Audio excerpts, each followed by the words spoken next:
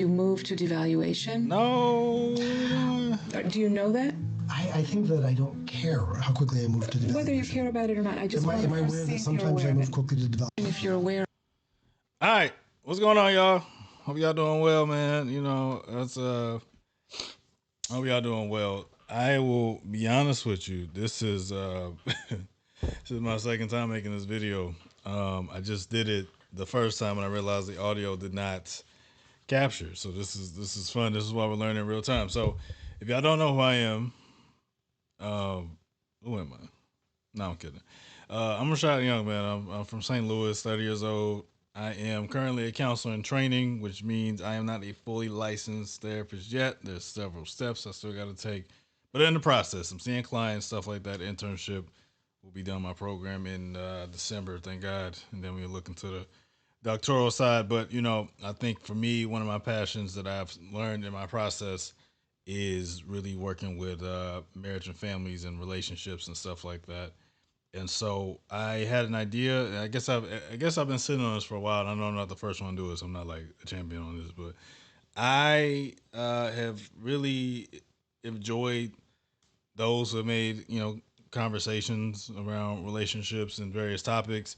I'm also a believer that one of the gifts that we can do as people is to provide perspective and education in a sense. And so I wanted to take a different route. Instead of giving you a 60-second clip on my thoughts on certain videos, maybe provide a more full detailed breakdown on certain things and conversations and stuff like that. So that's the point of this. This will, I will say, I guess it'll be kind of connected to my pod. If you don't know about my pod, knowing is knowing. It's the name of my podcast, and so this will probably be like an intersection of that. It'll probably be knowing is knowing, but it'll probably be like titled like the healing, because again, I want to really focus on um, it'll, it's want to focus on building more of a understanding narrative on relationships and how we can better ourselves as people, and also learn some different things about different situations that we see and experience. I think one of the beauties I've had in what I do, and I'm sure other clinicians can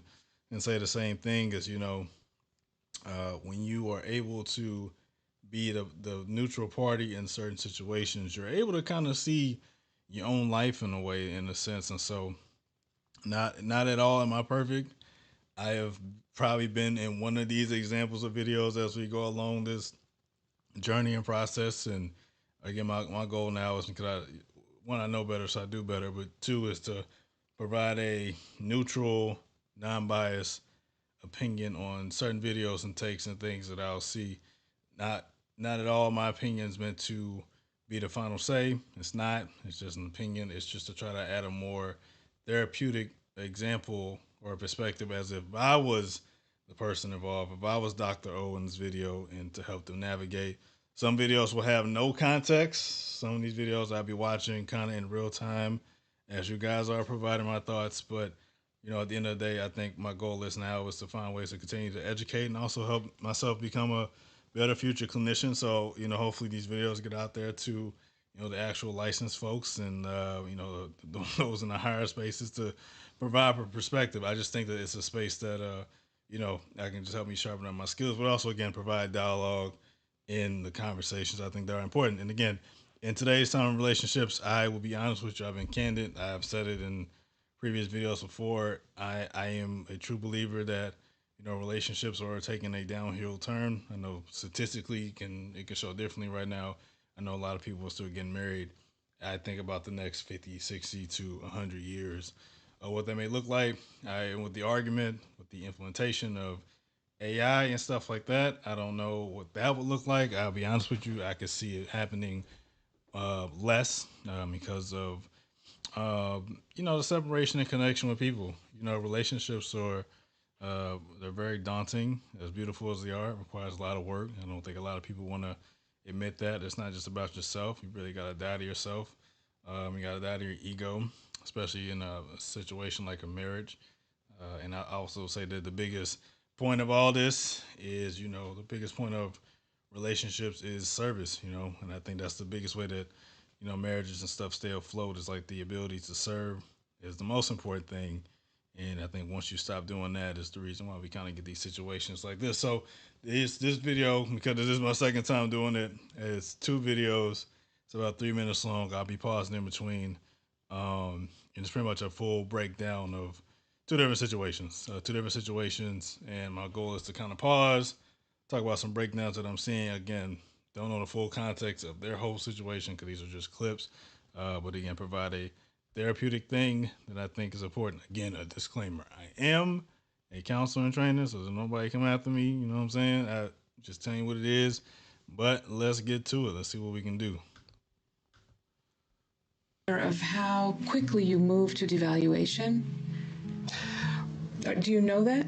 I think that I don't care how quickly I move to devaluation. Whether you care about it or not, I just want. All right, we're gonna pause that right there. You know, start early. So, I think at this point in the clip, 'cause I don't know much of the backstory behind it, but no, I don't want to take a break right now. The whole point of the clip, pretty much, is essentially talking about opening up and emotions and stuff like that. But something that a lot of people typically do in situations, especially in therapeutic situations, is that there is a de-evaluating aspect where you are essentially trying to downplay it or talk it down. Essentially, another thing that's relatively big is, I think it's more common in men or, anybody who got a, I would say, a avoidant or a dismissive attachment style is not really understanding the importance of somebody else expressing their emotions and really trying to downplay it. So this is where you kind of see the angles of like gaslighting and saying, oh, they're tripping.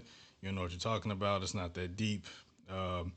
And so for somebody who has been on the receiving end and also been on the giving end of doing that, which I can admit, you should never do that. You should never invalidate anybody's emotions because at that present moment, which I think I've had to learn, that was the hardest thing I had to learn was really understanding that a lot of emotions that are being expressed are present thinking.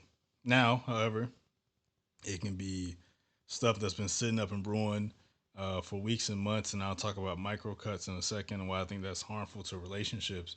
But when the moment that you de-evaluate or try to overly logic situations, again, I have been the king of that. You will find yourself missing the point in these situations, and especially when it comes to like arguments and stuff. Usually, when two people are against arguments and it gets very emotional, people tend to not really understand where is it going because two people are in two different spaces. One person's usually in a more emotional space, and the other person typically is downplaying it. Or on the other end too, the other person is just as emotional, but downplaying the significance of how it was presented. That's how usually arguments start. A problem is presented, the other person did not maybe potentially receive it well, or they responded the same way how it was presented to them, and then that's how everything goes left. Because what do we know about emotions? Although they're temporary, and what do we know about human beings? We are naturally selfish at heart, especially with things of what we feel, especially we feel strongly about. So that's kind of the first part of this situation. So part of this part, but part of this video is him having the inability to kind of accept what was being presented, and he's downplaying it. But you'll see a change in a second. Am I aware that sometimes I move quickly to devaluation? Yes. But I'm also noticing how difficult it is to actually meet you. I notice even in the way I'm talking to you that it's very hard to get it right. Like when Now, sorry, I'm gonna skip a couple times. I'm sorry, I'm just telling you. Now, this is something that I think is also very common in men. Again, I'm gonna try to keep this neutral. I'm gonna try to keep this open and honest. I'm gonna keep it. I'm gonna keep it real. I'm gonna keep it P. We as men do that a lot. We can fail to be receptive to what somebody is saying to us, and we will naturally become defensive because of our egos. Now we can take a bigger picture, so y'all don't come for me, guys. You know what I'm saying? I'm still tied in. I get it. I'm a guy, but we got to keep it honest if we're gonna really build that healthy balance. Receptivity is one of the hardest things a lot of people experience in relationships.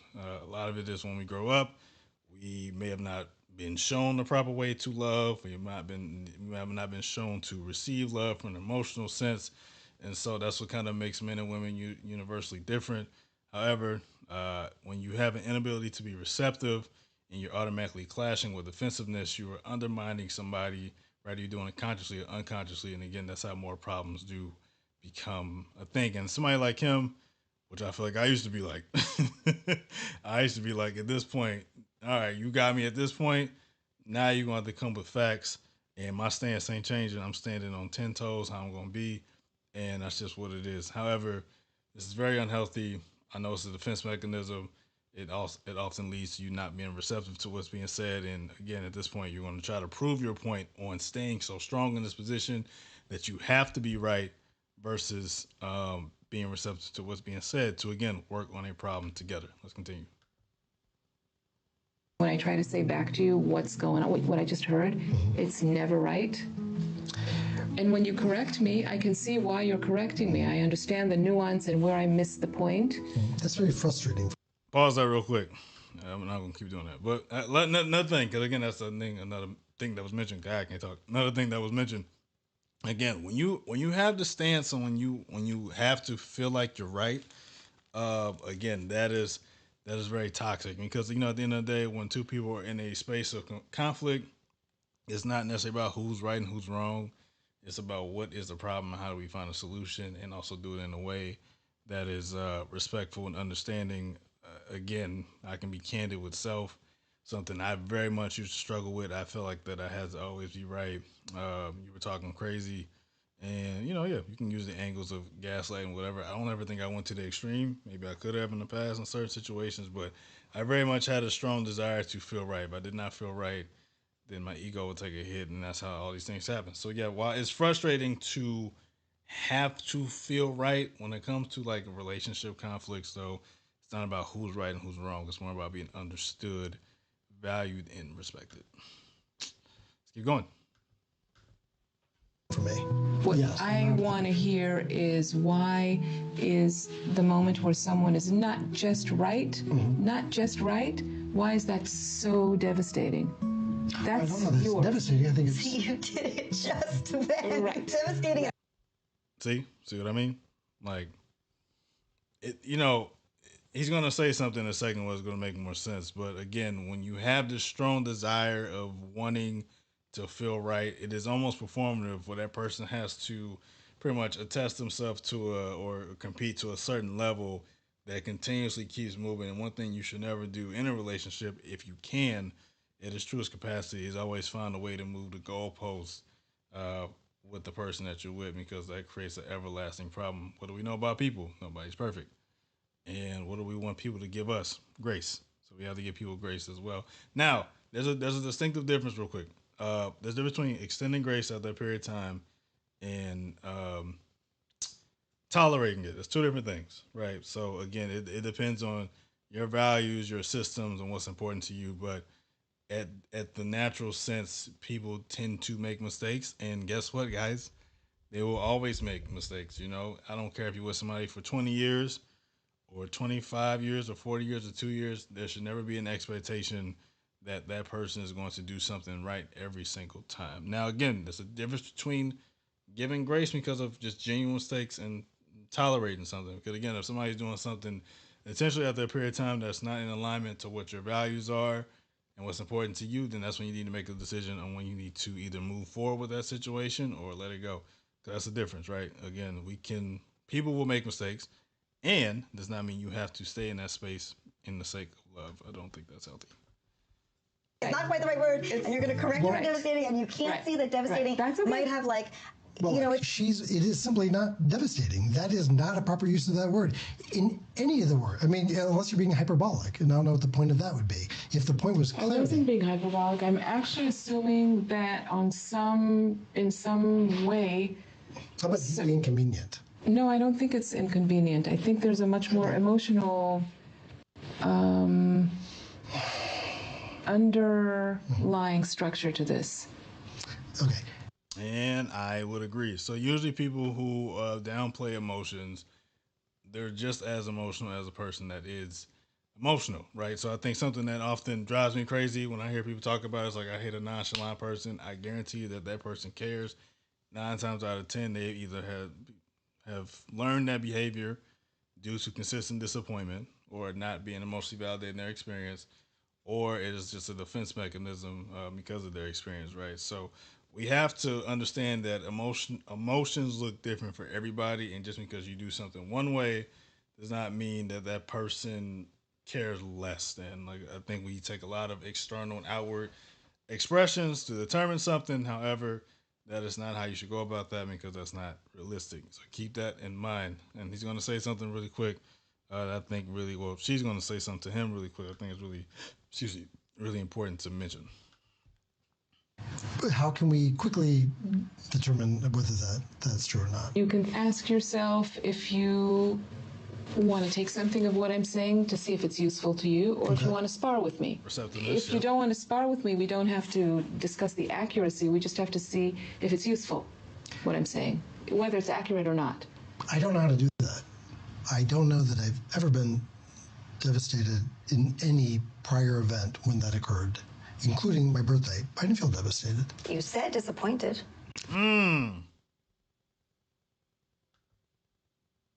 See, that's what I mean. Sometimes we say things that we don't necessarily correlate to the actual value of what we're feeling. So somebody could say disappointment and then they could be downplaying it, like, oh, it's all right. Like they'll shrug their shoulders. So like that's something again to keep in mind. Like when people express things, I'm a firm believer 9 times out of 10 that there is always a deeper piece to it. Obviously, that's my own default. I know everything isn't deep, but everything is deep to me. Second thing, though, that is really important is that when we are engaging in conversations with people that we're with, especially, I think it is very important if you feel safe in a space where you feel safe emotionally, that you are as candid to what you feel with that situation. Because to express disappointment and to downplay it in this moment, again, while it appears as a learned behavior, it does not allow his partner, to be receptive fully to understand how to maybe work that problem. Because that's all she heard from him is like disappointment. But maybe his outwardly actions did not show that level of disappointment in a way where it appeared as an urgent situation. And guys do that really well, right? We always say that, oh, we're cool, we're fine, everything's cool, we're fine. But there's always more to that, man. Like we gotta be more receptive and expressive to when things are bothering us. It doesn't make us weak if something bothers you to its full extent. Again, the biggest thing that we have to be with our partners, both men and women, is emotionally honest and emotionally expressive, and also the ability to be receptive. If you don't give your partner a chance to be receptive, you're not giving them a chance to really understand you. Now, after a period of time, if there's moments where you don't feel like that this been happening, again, it comes with continuous conversations. Again, grace and tolerance. Those things are important. But half the times when people become resentful is because they haven't fully expressed things that are bothering to its truest form, and it's because they're trying to be protective of somebody else, and that's not always the right thing to do. I was disappointed. Okay, so go with that. There. Be honest. She's kind of hammering me about why do you need to go to this funeral? I'm like, all right, so I'm gonna give a real quick overview on this one. So pretty much, I've seen that video. That was probably the reason why I got interested in this show per se. I would say that with this video, apparently appears he's a workaholic, and she feels like he doesn't see her and value her in a way that he once did due to work. It's like work is his reasoning for everything, and workaholics in relationships can be a very complex thing. For a couple reasons, right? So when we think about people who are, providers in the space, I often like to express this, okay?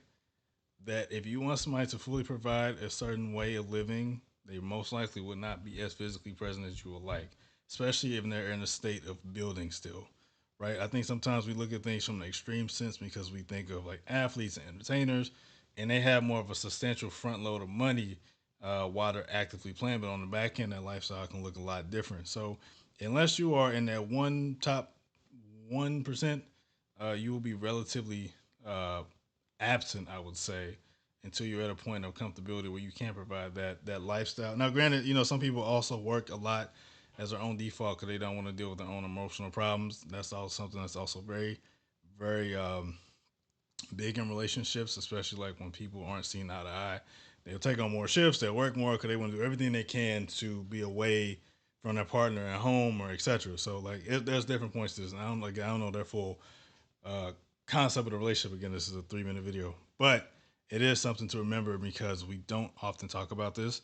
And I think we over dramatize what it means to truly provide for things without really understanding the context what that means. For somebody to provide means they have to utilize their time to gain more resources, access money, etc. Nothing wrong with being a provider. And, you know, that's the lifestyle you want to live.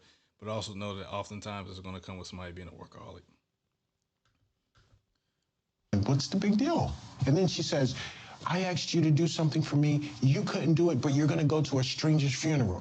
So the reason why that was an issue in this clip is that again she feels she doesn't feel seen by him, and then also she doesn't fully understand the context of the relationship, and so she's going to say something very telling in a second why this is going to make more sense. But she doesn't feel seen by him, and the moment that he has time to do something, he prioritizes the funeral. And again, that's an extreme, and it's a very important extreme, right? You're paying your respects to somebody. However, she had a problem with him because of something else that she will express in a second. Just for context. I said, what's upsetting you? What exactly are you angry at? That's I learned that. Yeah. I learned that from you. Yeah. If you're mad at me because I'm going to this thing, why? Why does that bother you so much? You don't even know this person. See how she's shaking her head? I'm like, I actually do. She works for me. You know, I'm doing something that involves anyone else. There's more so to now, it. how dare I kind of thing, you know? Like, I'm getting mad. Which I appreciate that she did that in that session. She owned it. She owned that she was getting mad. And if you are counselor and trainer, you know what I'm saying? Again, counselor and trainer, not a licensed clinician yet, but we pay attention to body language and cues, especially in-person sessions. Immediately, somebody shakes their head. They're especially in a no sense, they're not agreeing with the situation. Sometimes it's a way to try to calm themselves down. But I am glad that she owned the fact that she was being upset in that moment, to acknowledge the fact of what she may say next is coming from a place of being mad. So kudos to her. By this. Because I cannot get him to wake up before 8 o'clock or before 10 o'clock on a Saturday or a Sunday. But you're going to go to this person's sister's funeral? Why? So if you're hearing this from a natural eye, you would think that she's being inherently selfish.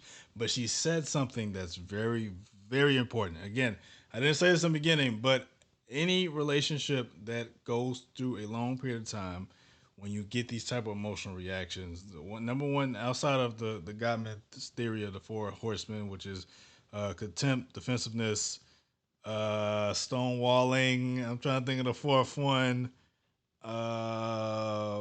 Contempt, which is, you know, being okay with things and, you know, not really progressing, moving forward. It took way too long. I got to continue to study. All right. So in this situation, though, again, she mentioned something that has been bothering her for a long period of time. And I've seen their videos in the past. So she's expressed this before. So this isn't nothing new. Again, she does not feel valued by him when it comes to the time that he has away from work. He will prioritize other things. She just said something that he does not wake up early on Saturdays for her, but he will do that for a funeral. And again, at the core, because of the extreme, it makes sense. It makes complete sense on why somebody would do that, because it's a funeral. You're paying your respects, etc. Especially if you know the person's connection, whatever. It's a funeral. It's an extreme. So the natural eye, somebody's like, oh, that's selfish. But I'm also a firm believer that a lot of people in relationships, especially in workforces, sometimes I don't think partners always know the significance of the people that, you know, their partners meeting. And I think one of the things you have to be open with, you have to be expressive with, is when people are coming into your life, whether it's a colleague or a new friend or whatever, and your partner should be made aware of them and understand the significance of that person. Because one, you should always be open and honest with your partner when it comes to that, right? So that should never be a surprise, right? So she could have been caught off guard solely because of, oh, hey, I'm going to this funeral on Saturday. Well, who's the guy? Or who's the woman, right? And again, her mind isn't thinking about the extreme. She's like, oh, you're going to this funeral on Saturday, and yet I can't get time with you on Saturday, right? Again, it goes back to those microcuts. Imagine the amount of times he has pushed her off from work, etc. I think they got kids too in the background of the story, but that type of stuff matters. This is why we get these type of emotions. It's almost done. Almost done, guys. Trying to get to A lot 30 of people minutes. dying. People's mothers, sisters, cousins, brothers, uncles die at his job. So I need to know who this person is, what the importance of this person is that made you get up. See, exactly. She had at that moment how it was expressed. She did not have an understanding to who she was, what she does, the significance of that, etc. And again, we're looking at this from a married person's perspective, or even a relationship, long-term relationship, you already don't do these things for me, but you're doing this for somebody else. Again, relationships are about service, about give and take. If you have an inability to do something or a active choice to not do something for me and you're doing this for somebody else, there has to be something wrong, right? That could be the natural eye of things that are being thought about and considered in that moment because of that, right? And that matters. These things matter. So what am I getting at with all this, right? I just said a lot. Try to get this done in 30 minutes. Okay, 30 minutes top. It's always important to validate what people say, right? Again, I'm always gonna be candid, and I always keep it real with my clients, etc. Right? The hardest thing that we can do as people is accept accountability and to be honest and to be understanding and to really hear what the person's saying because we just sometimes take what's how it's said and again champion of that they could have crowned me for real because I used to immediately you said something to me I didn't care how you said it I got defensive. It's not cool. It's not cool because again people should be able to come to you about things if it's important to them because if people bring up something to you they're telling you it because it's important, right? We don't often want to take that into consideration. And I had, and I've had to learn that both ways. Again, on the receiving end and the giving end. The moment I stop talking about something, I am completely checked out. I don't want to talk about it no more. Maybe it's not important to me no more because I've learned after a while the consistent actions of something is not in alignment to what I say and how I feel. I've also been on the giving end. Somebody has shared something to me. I've been defensive. I immediately shut them up. I cut them down. I become defensive, stonewall, etc., and everything else. Eventually, they stop talking. The relationship's over with. And you wonder what happened. Think about all the actions that you've done in all that. All that stuff matters, man. You know what I'm saying? Like, all that stuff matters. Communication and connections in the details. We often lose our attention to the small details. It is a job. Relationships are a job. I will forever stand on that. Right? So, how do we become better? We acknowledge our faults, we validate feelings, we openly express things and people that come into our life to our partners so they understand, and we also still find ways to prioritize them. I will forever stand on this, although people who are working hard to make things happen. If you're in a relationship with somebody, you have made an active choice to make that commitment to them, and their values and things that are important to them matter. You have to always constantly find ways to water it because that matters. The moment you stop trying to water a relationship, you might as well throw it away. You know what I'm saying? Like that type of stuff matters. It's this is these things matter, and so I always say this is on both sides on the spectrum. Everybody has to do it. You're not bigger than the program.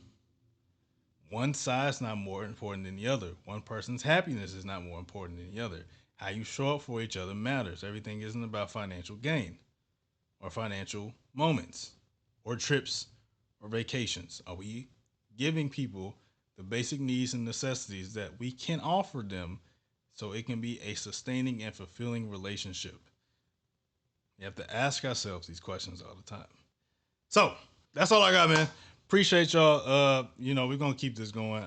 We're gonna figure out what it's gonna be. I don't know what I'm gonna call it yet. But I am a counselor in training. Okay. All right, I'll make that clear. As a counselor in training, this is something that I am passionate about, and I'm always looking forward to the Discord of other clinicians. So please, if you watch this and you have thoughts and opinions, I would love to hear it. I just always want to continuously get better, and again, these moments you always learn about what you can do better in your own life as well. So I'm very appreciative of what Dr. Owa has done and what Showtime has done with the show. I think it does bring a life to the realness of relationships. Everything isn't always peachy. So it's really find a way to navigate that. And again, I just like to talk about this stuff. I'm passionate about it. So I appreciate y'all. And make sure to subscribe, man. Subscribe to this. Follow me on TikTok. You know what I'm saying? Instagram, my name, everything is Rashad Young. And again, I want to build a healthy world one day at a time. Appreciate you guys. See y'all soon. Peace.